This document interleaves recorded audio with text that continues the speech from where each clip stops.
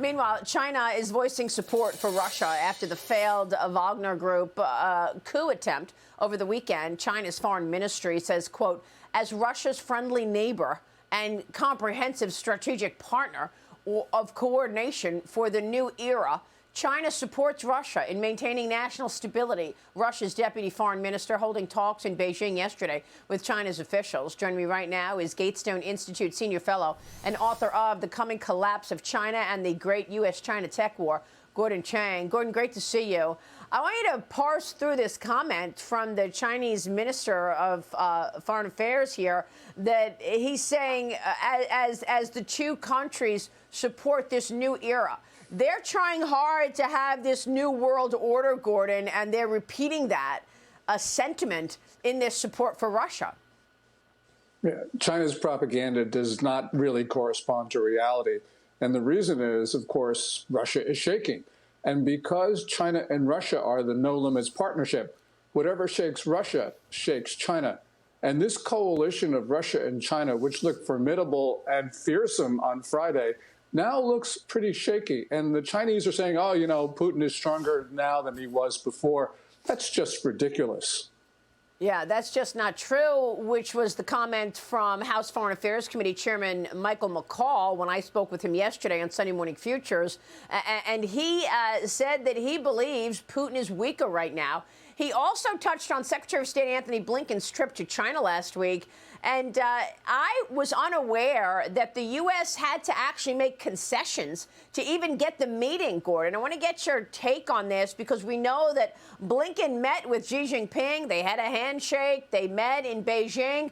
Michael McCaul told me yesterday that the administration had to put lots of promises on the table just to make the meeting happen. Watch this.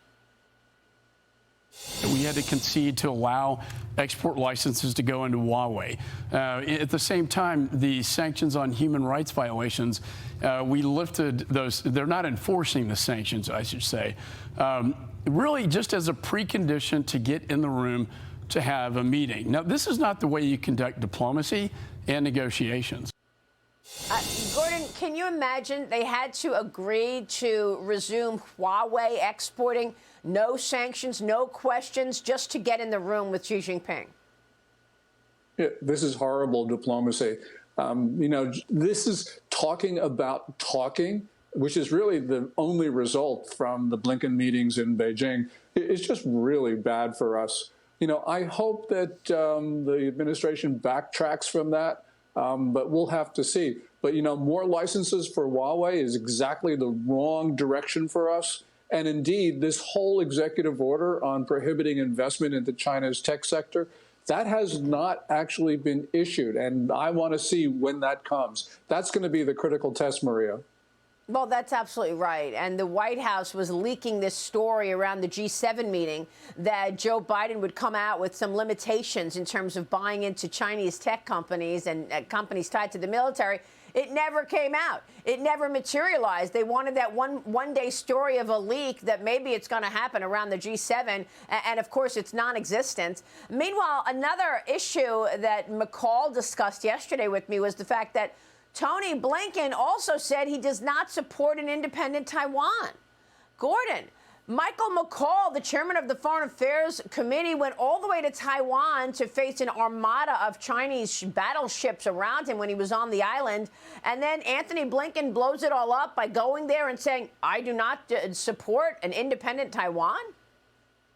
So what are we doing? Yeah, that was wrong for the Secretary of State to actually say that. Now, Maria, that is actually U.S. policy. So Blinken didn't change what we actually say. But the point is that you've got now that Blinken was humiliated throughout this entire trip. He should not have said anything that Beijing wanted to hear. This looked craven. And privately, officials in Taiwan are dismayed by the Blinken comment. And officials around the region actually think that the United States showed submission to China, which is what China is saying. So that was absolutely the wrong thing to say. Yeah, and maybe that's why after the meeting, Biden tries to look tough by calling Xi Jinping a dictator. Liz Peek, jump in. Good morning, Gordon. I think what was so remarkable about this trip is it comes as China's economy actually is in trouble. I mean, of all the economies around the world, the one that is really underperforming right now is China. Exports are down. Youth unemployment's above 20%. All of this is not working for the government of China. So why in the world would our government decide that this is the time to take a sort of kowtowing position to Chinese authorities? I really don't get it. Do they not understand what's happening in China? Yeah, I don't think they do understand what's going on inside China. And the Chinese economy is in a state of distress. Imports have now been down for 8 straight months, which is an indication of failing domestic demand. Also, Xi Jinping's policies are causing this distress. And there really is no way out as long as Xi Jinping is ruler. And that's why you see these long lines at U.S. consulates in China, people trying to get a visa, and the unprecedented surge of Chinese migrants across our southern border. There is just a sense of pessimism in China right now. And it's not just the poor, it's also middle class, because those migrants who are coming into Texas and everywhere, they're middle class Chinese because they can afford to pay $35,000 a head to the cartels to smuggle them into the United States. So this is system-wide distress in China. Rich, poor, middle class. It's a great point, Gordon, because some of the Border Patrol agents, sources of mine, have told me that they're apprehending people who appear to be engineers.